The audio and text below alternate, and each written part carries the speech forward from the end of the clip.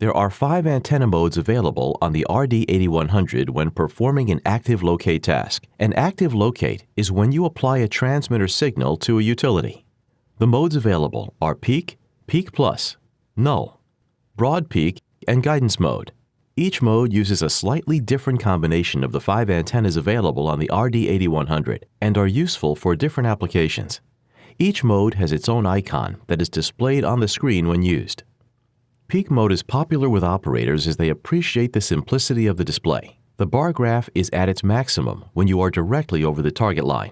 The further away from the target line you are locating, the less of the bar graph will be filled. The tide mark on screen shows you where the peak signal was found. Peak Plus with proportional guide arrows displays guidance arrows on the screen, directing you towards the target line.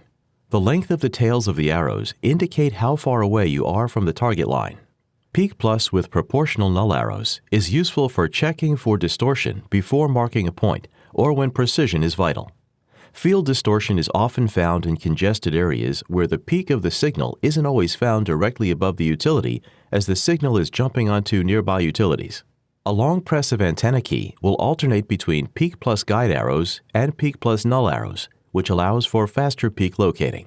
When the bar graph reading displays centralized arrows in null mode, this means you are above a utility. This mode has no depth or current reading, but current direction is available. Guidance mode is useful for rapidly following the path of a buried utility through a congested or complex area.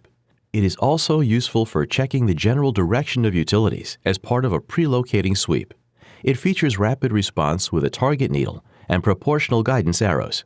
Differentiated audio to go left, pulse tone, or right, continuous tone, can help to speed up the locate.